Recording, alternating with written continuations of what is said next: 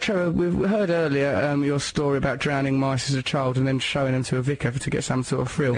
Last week you were boasting about stamping mice to death and how you count and you just gloat over the body count. Anyone who's just joined the show, that's not true.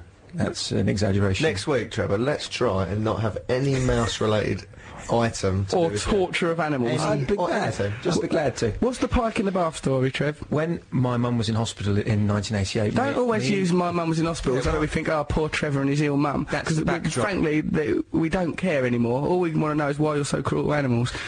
It was my turn to cook dinner. Me and my dad used to take turns in cooking dinner. Oh, how old were you? It was half-term. I was 13 years old. You shouldn't have been cooking at 13. I know, but I had to. It was that... Particularly as his main dish was mouse flesh. What is it for dinner tonight, Trevor? We're going to be eating a rat, Father. Will you kill it first? No. The act of eating it will bring about its death. It was half-term, so I went fishing with Chris Hollis, and we caught... We don't all know who Chris Hollis is. That name in. He's the person I knew at school. Is that fellow that used to touch you? Yes. Not in what sort of way was it? I used to do something a bit weird. I don't want to go down there. Well, he did, didn't he? No, what did he do? You can't just leave that hanging. He didn't leave it hanging. Stop it. He swung off it, didn't he? He used Trevor as a climbing frame. One anecdote at a time, please, gentlemen. But Trevor, you've got to clear that up because people... Later, that'll be another topic. That'll be another Sunday school. Because now people will be worried about Chris Hollis. Just say, oh, he was... If people want to know, they can email the show in and I'll respond. They can email the show in? What, they can record it? Record the show and say, listen to this. You maniac, look. Come, let's hear this story. I caught a pike, okay? A pike is quite a big fish. What, for your family to... Well, no wonder your mum was ill. I caught the pike and I thought, it's my turn to cook. I've stayed fishing too long. I know what I'll do. I'll cook the pike. You can eat pike. Tomorrow it's blue tack. So I came back with the pike.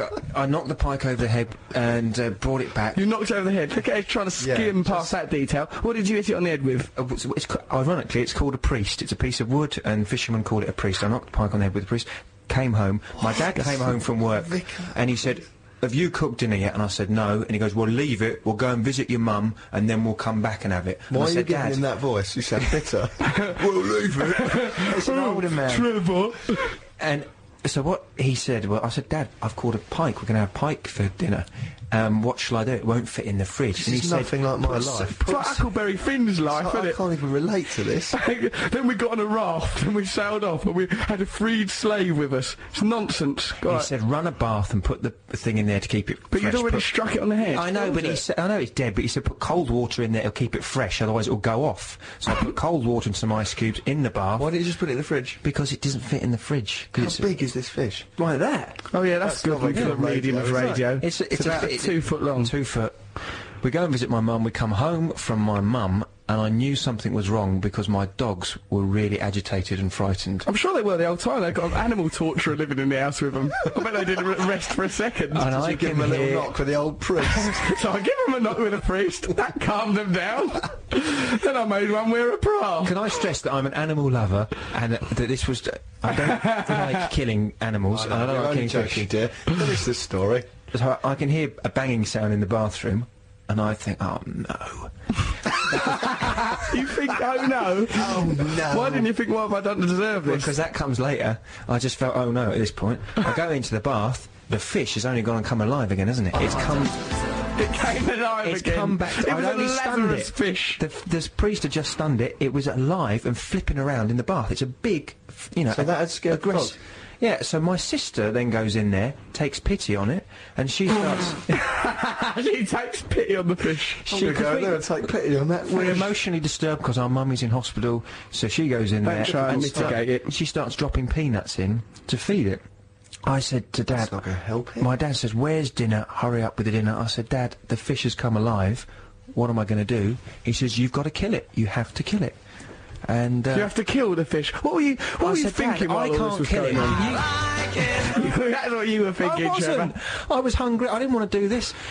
So he refused to kill it. He said, you've got to go and do it. He gave me a proper hammer this time. He said, don't muck around with that. Why did that make you do it? Because, I don't know, So you'd learn. It was my turn. Trevor, did this ever happen? It happened. It's a well-known sort of family legend. I go up there, my sister... It's a well-known fable in our home.